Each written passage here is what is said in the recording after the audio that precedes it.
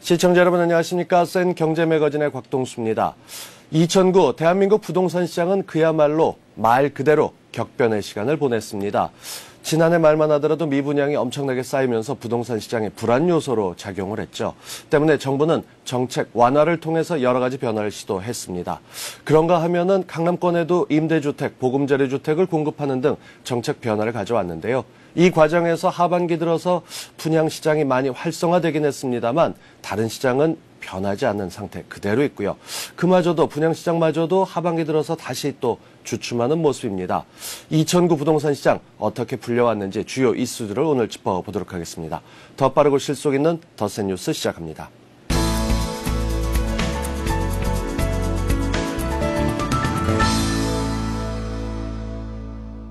네. 이명박 정부의 부동산 정책 규제 완화 과연 어떻게 풀려왔었는지 오늘 정리를 해보도록 하겠습니다. 서울경제신문 윤홍우 기자와 함께합니다. 어서 오십시오. 안녕하세요.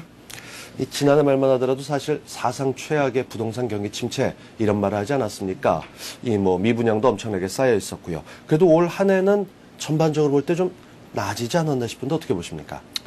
네, 그렇습니다. 세계 경제 위기로 인해 부동산 시장에 먹구름이 짙게 깔려있던 지난해의 상황이 올해는 어느 정도 개선된 것이 사실입니다. 사실 다른 어떤 경기보다도 부동산 경기가 가장 살아났다고 보는 것도 맞다고 할 수 있는데요. 여기에는 정부의 전면적인 규제 완화가 가장 큰 힘을 발휘했습니다. 현 정부의 부동산 정책 초반은 전면적인 규제 완화로 모두 요약을 할 수가 있는데요. 미분양 물량이 매달 사상 최고치를 경신할 정도로 미분양 사태가 심각했고요. 미국발 금융위기까지 겹치며 집값이 크게 떨어진 탓에 규제 완화에 대한 사회적 공감대도 형성돼 있었습니다. 네.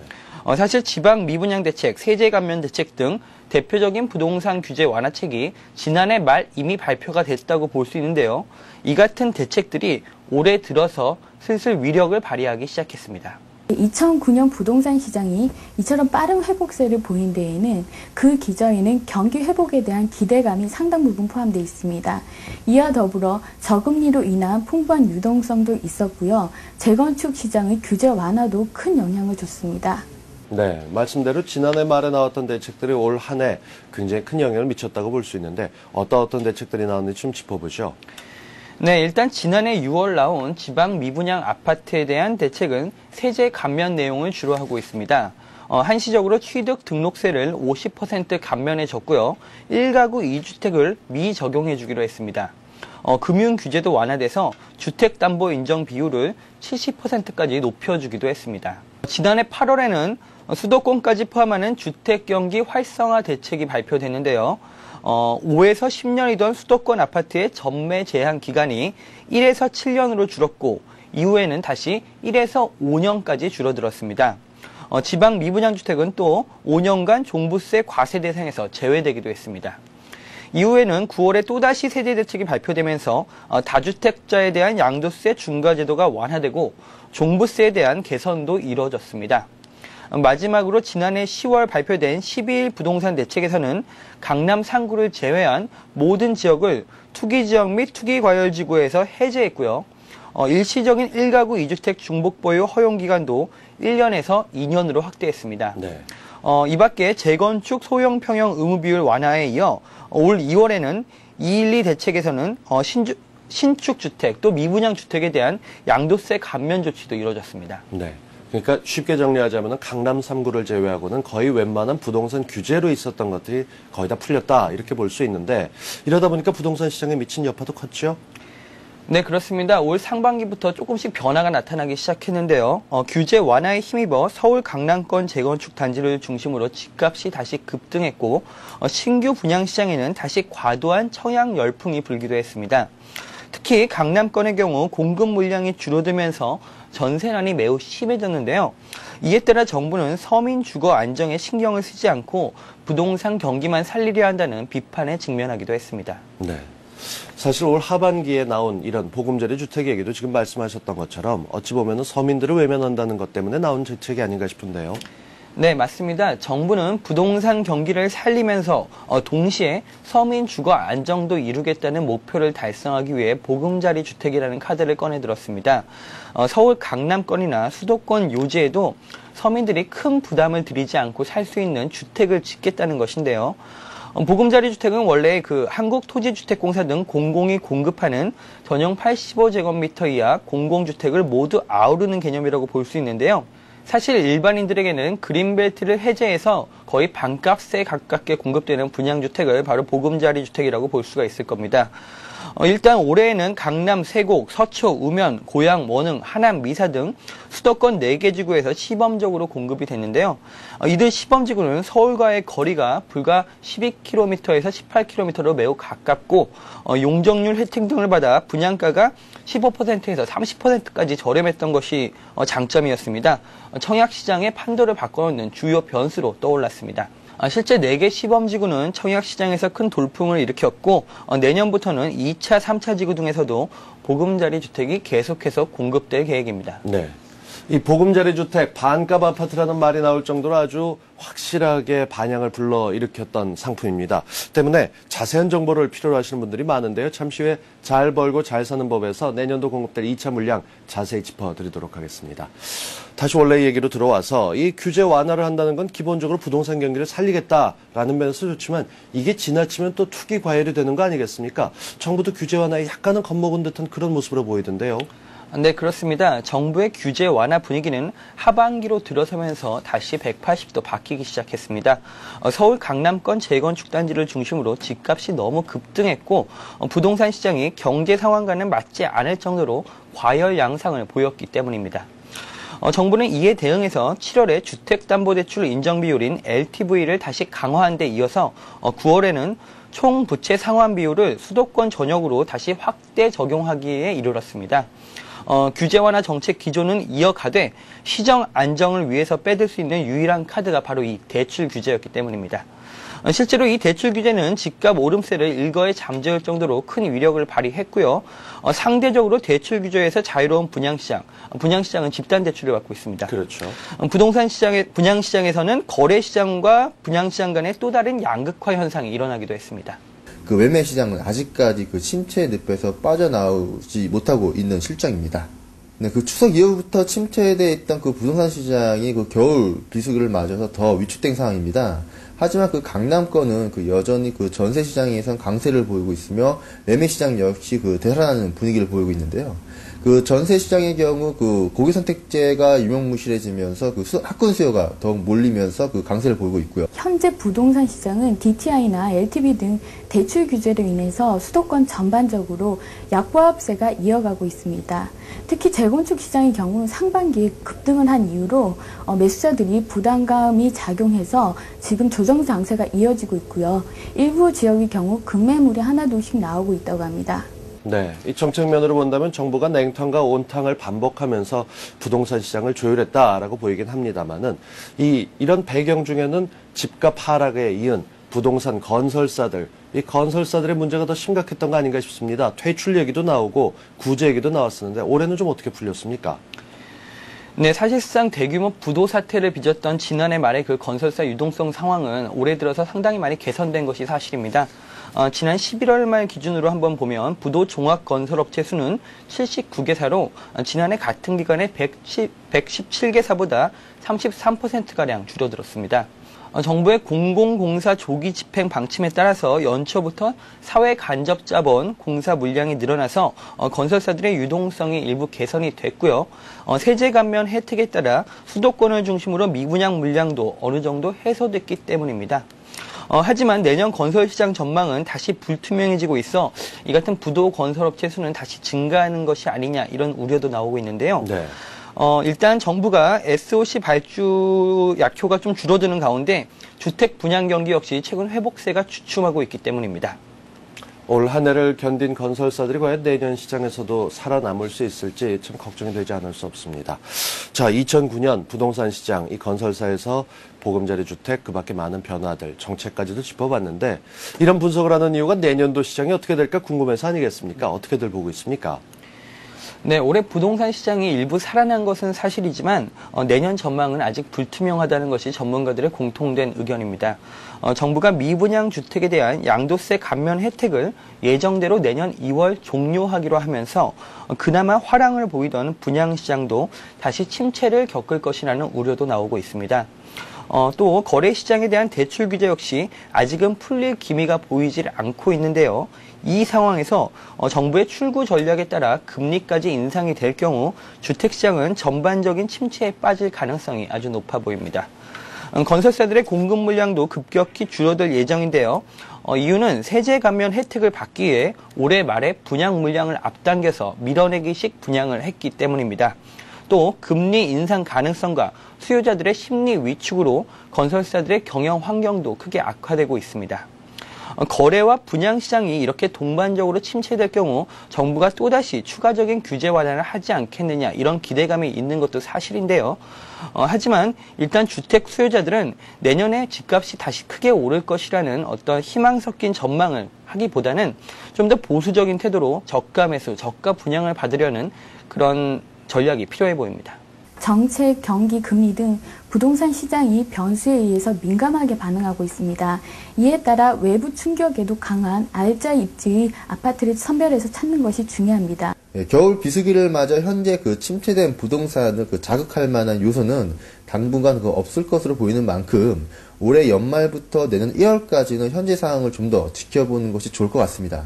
매년 연말이면 버릇처럼 다사다난했다라고 표현을 씁니다만 부동산 시장은 말 그대로 정말 다사다난했습니다. 무엇보다 분양시장과 일반 매매시장이 이렇게 양극화 양태를 보이는 것이 내년에 어떤 변수가 될지 눈여겨 지켜보시길 바라고요. 무엇보다 경기가 불확실한 가운데 2010년 전략 짜실 때는 조심조심 안전하게 살펴보시기 바랍니다. 서울경제신문의 윤홍우 기자였습니다. 고맙습니다. 감사합니다.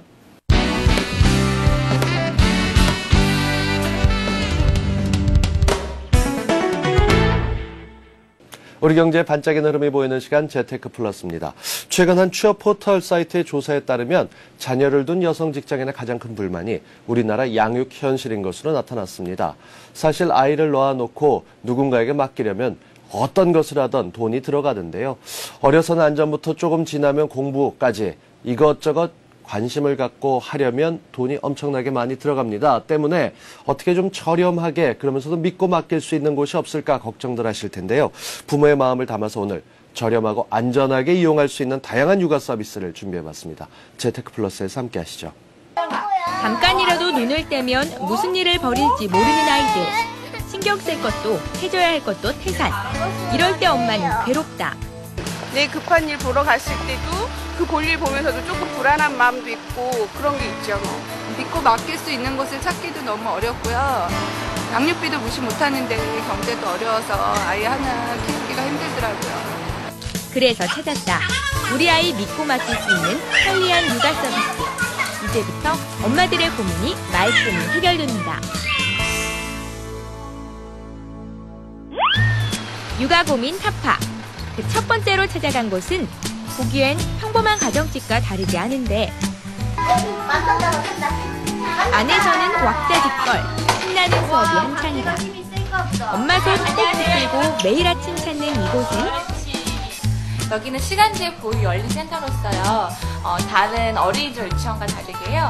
종일제와 반일제로 운영되는 그런 서비스가 아니라 원하시는 요일이나 시간대에 이용하실 수 있는 시간제 보유센터입니다.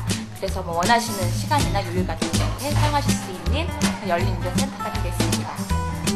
생후 24개월부터 초등학교 2학년까지 1시간당 3,000원이면 이용 가능해 그야말로 엄마들의 무한 사랑을 받고 있는 곳. 제가 초등학교에서 강사를 하는데요. 시간제로 맡길 곳을 인터넷에서 찾다가 이곳을 알게 됐어요. 이거 땅속에서 탔는데 나무가 자라면 직장인 엄마들의 부담 덜어주고 아이들은 그 시간 동안 알찬 교육을 접하니 일거양득. 엄청 친구들이 좋아한대요. 재밌어요. 재밌어요? 마음껏 뛰어날 수 있어서 좋아요. 친구를 사귀며 사회성도 기르고 보고, 듣고, 느끼는 감각 훈련에 지루할 새 없이 다양한 수업으로 배움의 깊이도 재미도 실속 만점. 이렇게 아이들이 공부 산미경에 푹 빠질 수 있는 데는 1등 공신이 따로 있다고 한다. 어머님들이 자기 개발을 위해서 이렇게 하시는 분들이 있으신데요. 저희 또한 같이 근무하는 선생님들이 어머니가 선생님이 될 수도 있는 그런 열린 육아센터로서 함께 일하고 있습니다. 이렇게 혜택은 아이뿐 아니라 일자리를 원하는 엄마들에게도 값진 기회를 선사한다는 점. 나도 선생님이랑 같이 있다가 아이 키우던 주부가 밖에 나와서 사회생활에 접하기가 쉽지가 않거든요. 문도 좀 좁고 그다음에 집에만 있다가 밖에 나오기도 뭐 이렇게 특별히 이렇게 자기 전문직이 아니면은 오기도 힘들고 그러는데 이거는 나하고 아주 관계가 밀접한 것으로 이제 시작하게 되니까 그런 사회에 나가는 한 발판 정도로는 아주 좋은 기회인 것 같아요. 내 아이를 돌보는 마음으로 아이들을 돌보니 신뢰도는 업.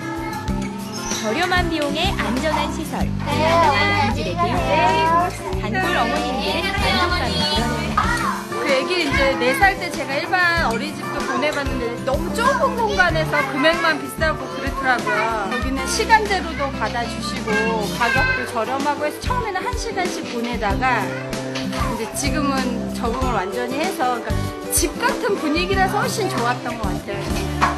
시간 구애받지 않고 자유롭게 맡길 수 있고요. 선생님들 너무 좋으시고 어린 아이들한테는 환경이 좋고 또 프로그램이 이렇게 자연하고 접하는 프로그램들이 많아서 획일화되지 않고 굉장히 만족하고 있어요. 육아 전문가들과 함께하는 육아 서비스. 엄마와 아이 모두가 만족할 수 있겠다. 이번엔 아이 키우는 엄마들의 걱정거리를 단숨에 제압할 수 있는 곳. 마치 운동장을 연상시키는 이곳의 정체는 예, 여기는 아이들의 건강을 디자인하는 곳입니다. 건강을 디자인한다? 그렇다. 이곳의 비밀은 바로 아이들의 건강에 포커스를 맞춘 육아 서비스라는 사실. 초등학생, 경도 비만 이상 아이들과 그렇지 않은 일반 아이들이 다 같이 함께 모여서 운동에 참여하고 있는 기관입니다. 일단 준비 운동을 철저하게 하고 본격적으로 축구, 농구 등 다양한 종목들을 신나게 즐기는 아이들. 계속 호흡 유지하고 재미와 함께 체력 훈련은 덤으로 집에서 혼자 보내는 시간 대신 날로 튼튼해지는 아이들 모습에 부모님들의 걱정이 말끔히 사라진다.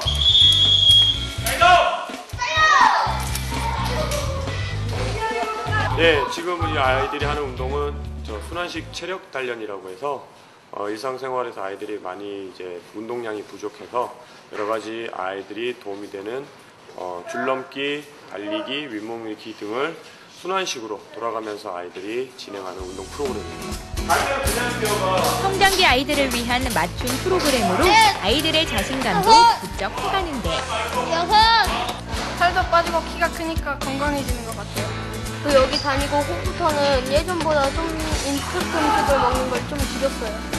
운동하면서 공부를 더 잘해진 것 같아요. 일주일에 2번 1시간씩 운동의 재미를 알아가니 이제는 TV보다 운동이 더 좋다는 아이들. 힘들진 않고요. 이 시간은 게임하는 것 같아서 기다려줘요. 제가요 체력이 약해가지고요. 이거 농구랑 배드민턴이랑 시작하게 됐는데요. 이게 들어왔는데 재밌어가지고 좋았어요. 특히 운동이 부족한 아이들에겐 더없이 좋은 기회. 비용 또한 아동 건강관리 서비스의 일환으로 정부에서 지원받을 수 있어 전혀 부담되지 않는다. 경도 비만 학생들 같은 경우에는 정부에서 월 4만 원씩 지원을 받고 있고 부모님들의 자부담 금액은 월 13,000원입니다. 그렇지 않는 아이들 같은 경우에는 그 지원받지 않는 금액 모두 다 같이 부담을 하여서 주 2회 운동과 그다음에 영양 및 식습관에 관련된 교육들을 제공받고 있습니다. 아이를 맡기는 것과 동시에 건강한 아이들로 키우고 싶다면 이 특별한 건강 아카데미를 찾아보는 건 어떨까? 건강하게 잘할게요! 엄마들의 육아 고민, 그 마지막 해결소.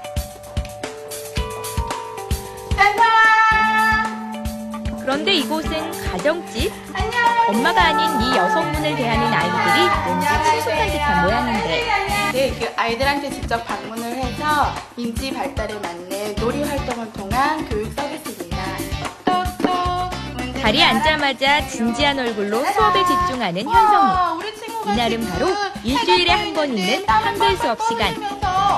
현성이가 하고 있는 한글 수업은 아동 인지능력 향상 서비스로 취약 전 아동의 인지 발달을 위한 프로그램이다. 어디에 올라가고 있어요, 성아? 그렇다면 수업 진행 방식은? 올라가고 있어요. 옳지, 잘했어. 우리 어린 친구들 언어 한글을 배우는 데 있어서 재미있게 놀이 활동을 해주고 있는 거예요. 그래서 우리 친구들이 이렇게 하게 되면 기억력도 훨씬 더 좋아집니다.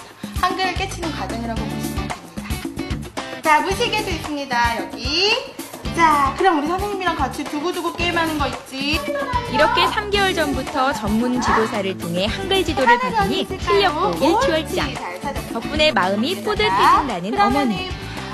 우리 책 읽기 좋아하는 우리 아이한테 정말 필요한 서비스라는 거를 생각을 하고 같이 서비스를 받게 되었는데, 엄마가 읽어주는 동화보다는 전문 선생님이 오셔서 구체적이고 생동감 있게 읽어주는 게 어떨까 생각을 했는데, 서비스를 받아본 결과 매우 만족합니다. 같은 공간에서 아이도 살필 수 있으니 걱정도 덜고 이 시간만큼은 엄마도 밀린 집안일에 전념할 수 있어 일석이조. 예전에는 아이한테 얽매여서 집안일 하기도 힘들고 돌보느냐고 또 책도 많이 못 읽어주고 그랬는데, 선생님께서 오셔서 또 학습도 해주시고 책도 읽어주시고 그러셔서 저도 이렇게 마음 편하게 일도 할 수 있고 그래서 참 좋아요. 이제 수업이 끝났나 했더니 또 다른 책을 펼치는 선생님. 이번에는 한글 공부에 이어 숫자 개념과 셈을 깨우치는 수학 시간. 그렇다면 수업료가 비싸지 않나요? 지금 국어랑 수학이랑 두 가지를 하고 있는데, 다른 프로그램에 비해서 뭐 전집을 구매를 해야 된다거나 뭐 그런 게 없기 때문에, 그리고 또 지금 바우처 카드 서비스를 받고 있기 때문에 한 9만 원인데 한 7만 원 정도 선에서 지금 적절하게 받고 있다고 생각을 하고 있습니다. 5, 60만 원을 호가하는 육아비를 대폭 줄일 수 있는 데다 전문가를 통해 다양한 인지 능력을 골고루 익힐 수 있으니 최상의 프로그램. 정부의 바우처 제도를 잘만 활용하면 비용의 문턱이 더욱 낮아진다니 확인 필수. 잘했습니다. 너무 재밌어요. 이것이 바로 저렴한 가격과 편리함을 만족시키는 육아 서비스라 하겠다. 아이 키우느라 손발이 묶이고 교육비에 허리띠를 졸라맸던 엄마들. 공부면 공부, 건강이면 건강. 이젠 저렴하고 믿을 수 있는 육아 서비스로 아이 키우는 고충 속 시원히 털어보세요.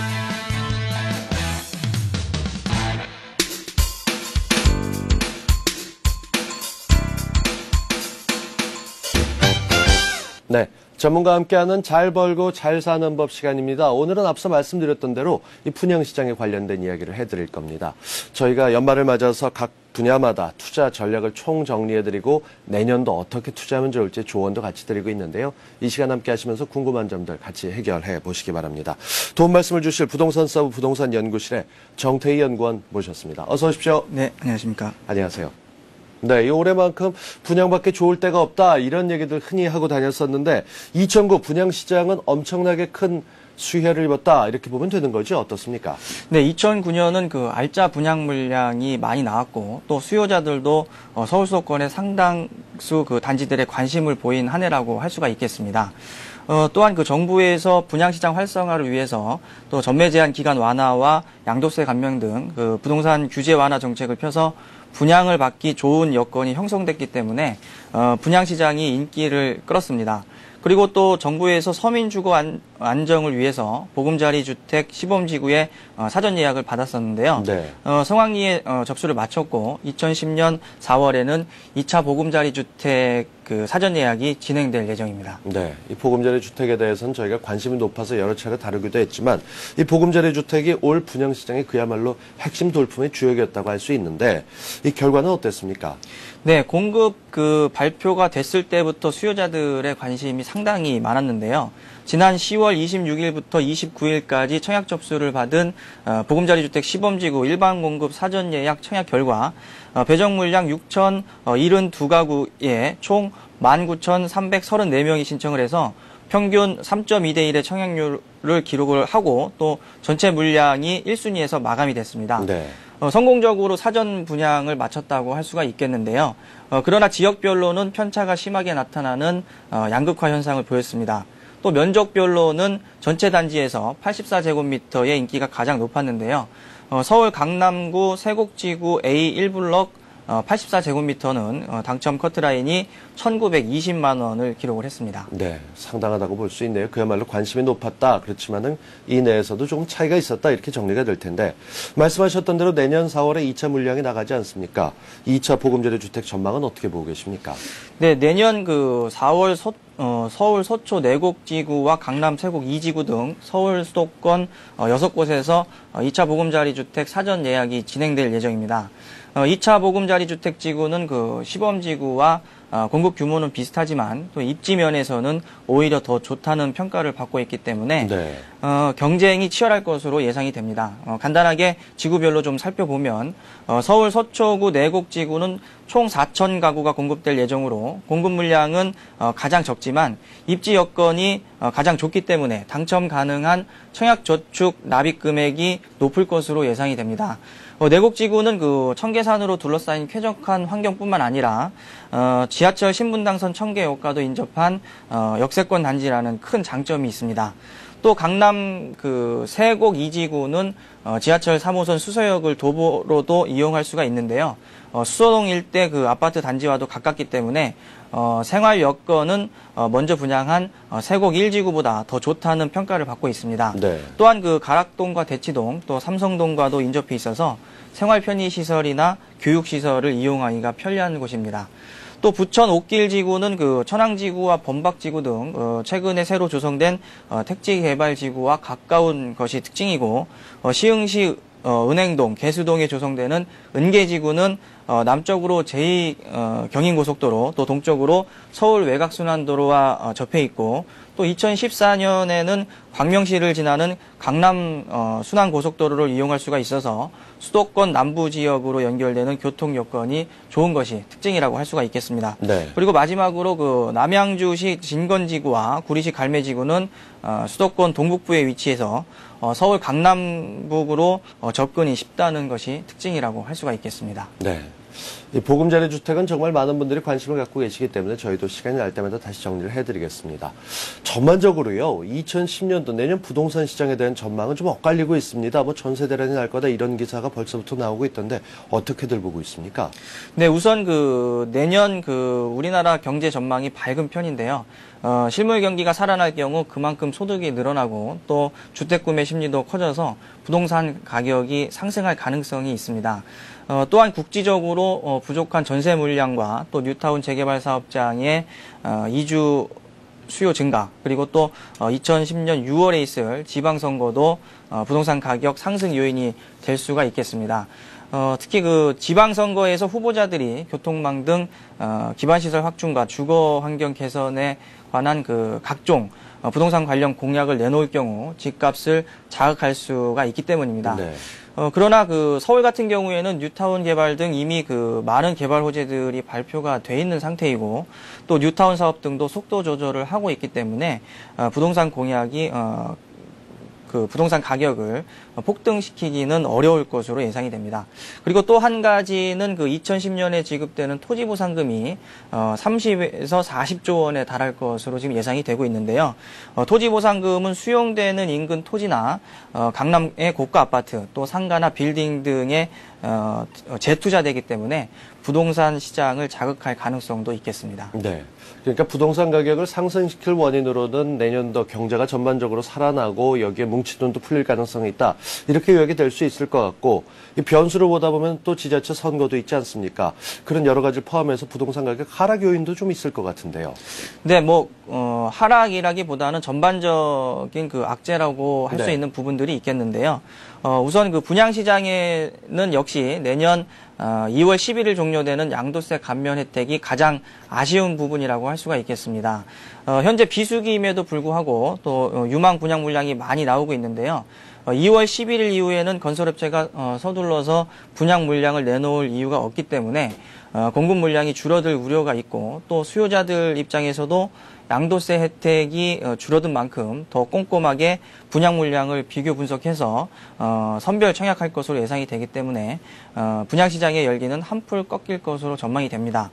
그리고 건설업체 입장에서는 그 민간택지 분양가 상한제 폐지가 미뤄지고 있는 것도 악재라고 할 수가 있겠습니다. 지난 2009년 2월 임시국회에서 처음 상정된 이후 4월과 6월 또 9월, 12월 국회까지 전부 5번 국회 통과를 시도를 했지만 그렇죠. 최근 집값 상승에 대한 우려와 여야 의원들의 그 소극적인 자세로 연내 폐지는 물론이고 2010년에도 폐지가 불투명한 상황입니다. 따라서 그 신규 분양 물량이 줄어들 가능성이 있겠습니다. 그리고 또 한 가지 변수가 대출 금리 인상인데요. 네. 출구 전략의 일환으로 그 금리를 올릴 가능성이 크기 때문에 부동산 시장에 적잖은 영향을 줄 수가 있겠습니다. 따라서 내년에는 금리 상승 가능성을 감안을 해서 내 집 마련이나 투자를 할 때 자기 자본 비율을 집값의 70% 이상으로 높이는 등의 그 안전한 투자 전략을 쓰는 것이 좋을 것으로 예상이 됩니다. 네. 뭐 경제가 확실하게 살아나서 출구로 빠져나가야 되는 출구 전략이 필요할 거냐, 미국의 사례를 보면 아직까지 좀 빠져나오려면 시간이 걸리겠다 이런 얘기들도 하고 있긴 합니다만 전반적인 악재들을 좀 살펴봤습니다. 정태희 연구원께서는 부동산 연구실에서 연구를 많이 하셨으니까 매년 이맘때면 내년도 부동산 시장 어떻게 될 거다 예측하지 않으십니까? 어떻게들 보고 계십니까? 예, 일단은 내년이 올해와 좀 비슷한 양상으로 가지 않겠냐, 이렇게들 전망들을 좀 하는 쪽이 많은 것 같은데요. 우선은 그 양도세 감면 혜택이 종료되는 2월 11일 이후에는 분양시장 분위기가 한풀 꺾일 수는 있겠지만, 2010년에도 DTI 규제 대상이 아닌 신규 분양 시장에 대한 관심이 꾸준하게 이어질 것으로 예상이 됩니다. 특히 그 부동산 로또로 불리는 보금자리 주택 청약 열기까지 올해와 비슷한 양상을 보일 전망이고, 또 유망 분양 물량에는 양도세 감면 혜택과는 상관없이 수요자들의 관심이 많기 때문에 이러한 분양 물량들은 인기를 끌 것으로 예상이 됩니다. 네, 양도세 감면 혜택은 받지 못하더라도 돈을 빌려서 살 수 있는 신규 분양 물량에는 관심이 갈 것이다. 이렇게 정리가 될 것 같은데, 그렇다면 이 물량이라고 다 같지는 않을 텐데요. 유망 물량도 좀 알려주시죠. 네, 우선 그 청약저축통장을 보유하시고 계신 분들은 단연 그 보금자리 주택의 청약을 해보시는 것이 좋을 것 같고요. 민간택지의 경우에는 올해 분양 계획을 했다가 내년으로 연기한 사업장들도 상당수가 있기 때문에 올해와 비슷하게 유망 분양 물량이 나올 것으로 예상이 됩니다. 서울의 경우에는 왕십리 뉴타운과 흑성 뉴타운, 또 용산 한강로 일대 등에서 분양 물량이 나올 예정이고, 수도권에서는 판교 신도시와 광교 신도시, 또 별내지구 등이 있고, 위례 신도시에서도 첫 분양이 될 예정이기 때문에 이런 지역들에 관심을 가져보시는 것이 필요하겠습니다. 네. 자, 올 한 해 정리를 해보면서 내년도 전망을 해보고 있습니다. 아마도 종합해보면 2010년도에 실제로 내 집을 마련해야겠다는 실수요자들에게는 아주 좋은 기회가 되지 않을까 싶은데, 이 투자 전략을 어떻게 짜느냐에 따라서 결과도 달라지지 않을까 싶습니다.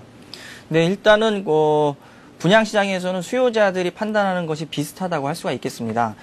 더구나 그 품질이 좋은 신규 아파트이기 때문에 모든 정보가 거의 노출이 돼 있고, 또 입지 분석을 하는 능력도 대부분 비슷하기 때문에 유망 지역으로 꼽히는 지역과 청약 경쟁률이 높았던 인근 분양 단지들이 유망하다고 할 수가 있겠습니다. 네.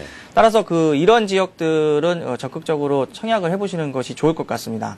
다만 그 유망 지역이라고 하더라도 일시적으로 입주 물량이나 공급 물량이 많은 곳은 그만큼 가격 상승 기간이 오래 걸릴 수가 있기 때문에 네. 이런 것들은 좀 주의를 하실 필요가 있겠습니다. 네. 실수요를 비롯해서 투자하시는 분들 장기적으로 보실 것도 필요하겠습니다. 그런데 이미 알려져 있는 유망 지역, 그 인근 지역 같은 경우 충분히 그만큼 가치가 있다 검토하시면서 필요하신 내 집 마련하시고 투자하시기 바랍니다. 부동산 서브 부동산 연구실의 정태희 연구원과 함께했습니다. 오늘 좋은 말씀 고맙습니다. 감사합니다.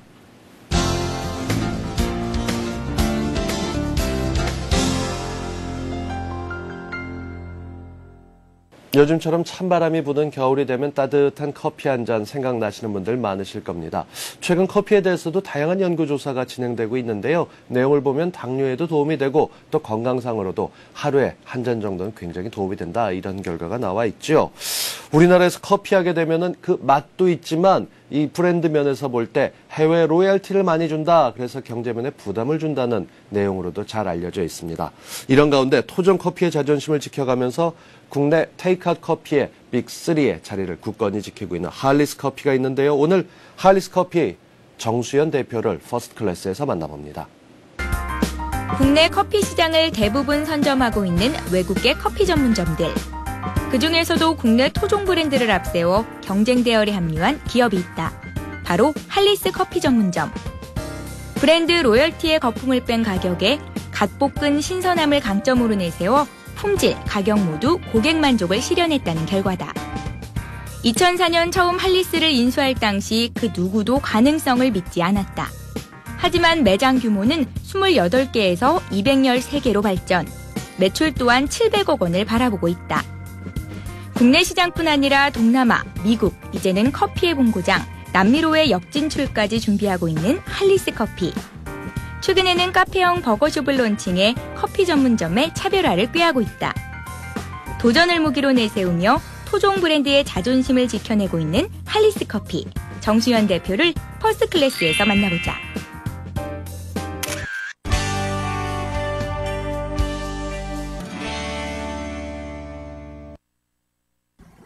근데 처음에 이제 제가 할리스에 들어오게 됐을 때, 사실 처음에 생각했던 것보다는 와서 봤을 때 실망을 많이 했죠.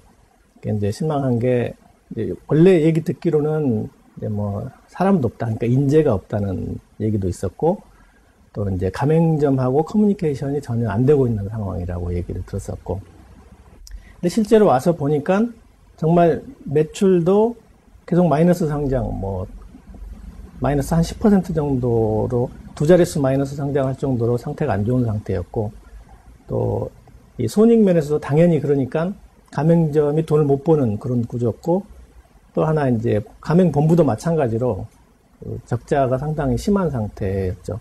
근데 그런 점은 상당히 원래 예상했던 것보다 좀 안 좋았지만, 그래도 다행이었던 거는 인재들이 없다는 얘기는 사실이 아니었어요. 그러니까 사람들은 괜찮은 사람들이 있었는데 단지 이제 리드를 못 해주니까, 리더십이 부족했던 거라든지 아니면 목표 제시를 못 해줬던 거라든지 비전 제시가 없었다는 거, 이제 그게 문제였는데 실질적으로 인재들은 꽤 많이 있었어요. 그래서 그 리드만 잘 해주면 충분히 해나갈 수 있겠다는 그런 생각은 하게 됐었죠.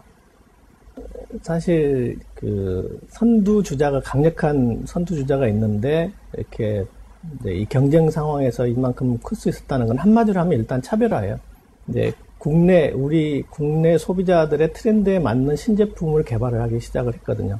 그러니까 그 중에 하나가 이제 뭐 여러 가지 고구마가 유행할 때는 고구마 라떼나 고구마 마키아토를 개발을 한다거나, 아니면 또 아이오떼라고 하는 요거트가 유행할 때 요거트 쉐이크 아이오떼를 개발한다거나, 그런 다양한 신제품이라든지, 또 이제 후발주자로서 제품 인지도, 브랜드 인지도가 낮기 때문에 고려를 했던 게 이제 코마케팅, 그러니까 OK 캐시백이나 이런 KTF 같은 이제 멤버십을 굉장히 많이 가지고 있는 이런 브랜드들과 이제 공동 제휴를 해가지고 코마케팅을 함으로써 이제 브랜드 인지도를 많이 높이는 그런 효과를 이제 기대를 했었고, 그런 활동을 통해서 이제 경쟁을 하고 차별화를 하게 된 거죠.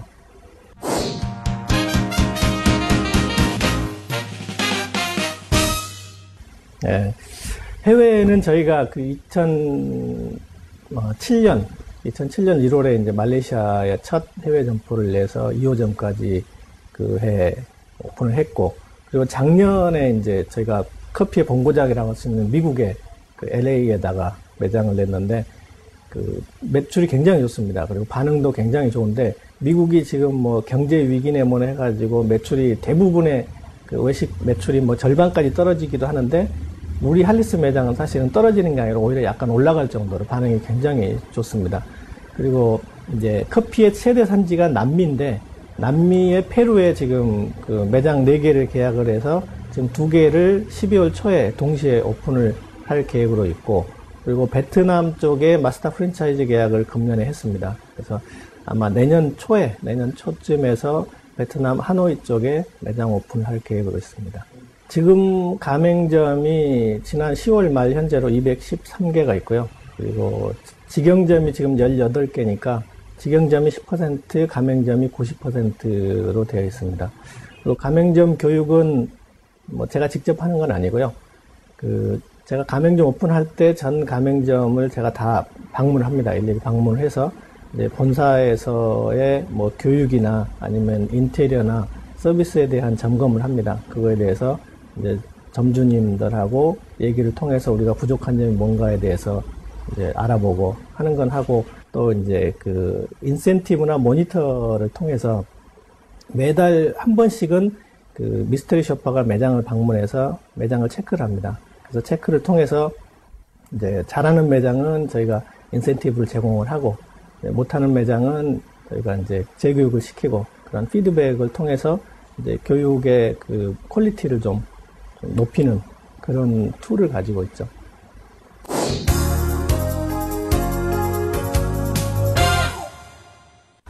할리스를 이끌어 나가면서 매번 우리 그 직원들한테도 강조를 하는 건데, 그 원칙과 신뢰입니다, 사실. 그러니까 특히 이제 프랜차이즈를 운영을 하다 보면 그 가맹점마다의 동일한 원칙과 동일한 혜택과 브랜드 전체를 키워가고 이렇게 하려면 예외가 있어서는 안 됩니다. 사실 예외가 또 예외를 낳고, 그렇게 되면은 가맹점에 불만도 생길 수가 있고 하기 때문에 저는 모든 것에 대해서 원칙을 아주 중요시합니다. 그러니까 그 가맹점주들을 얼마나 만족시키느냐, 그러니까 서비스나 품질 관리를 얼마나 잘 해주느냐가 그 평가의 가장 중요한 그런 항목이 되겠죠. 그런 것도 다 일종의 이제 원칙에서 나오는 거거든요. 그리고 이제 이러한 프랜차이즈를 끌어나가는 데 있어서 신뢰가 굉장히 중요한데, 내부 직원들 간의 신뢰도 중요하지만 가맹점주와 가맹본사와의 신뢰도 굉장히 중요합니다. 가맹본부도 단기적인 뭐 가맹본부의 손익에 연연해서는 안 되고, 브랜드에 대한 투자를 많이 하고, 그리고 가맹점주들이 돈을 벌 수 있는 그런 구조로 만들어 가야 하고, 실질적으로 그렇게 행동을 해야 되고, 가맹점주들도 본사의 그 뭐 정책이나에 대해서 뭐 믿고 사실은 협조하는 그런 형태가 바람직하거든요. 그래서 제가 뭐 굳이 뭐 프랜차이즈이기 때문뿐만 아니라 제가 원래 가지고 있던 소신 중에 하나가 그런 원칙적인 거하고 신뢰를 굉장히 중요시합니다.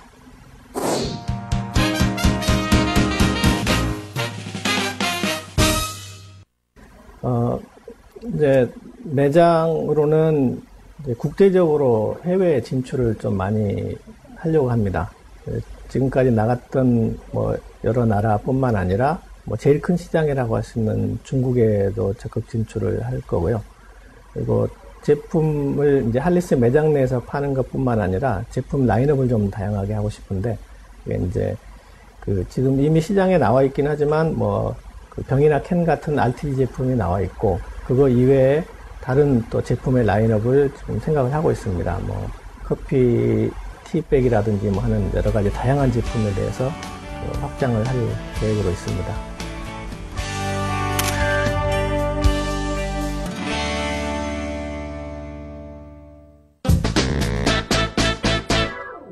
네, 어느새 벌써 마칠 시간입니다.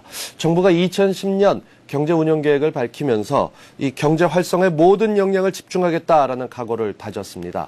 경제 대통령을 취임한 이명박 대통령의 2010년 당연히 경제를 활성화시키겠다라고 이야기를 하는 것이겠습니다만, 전반적으로 볼 때 경제가 살아나면서 이제 출구 전략으로 나갈 때가 아니냐, 이런 기대감도 나오고 있습니다.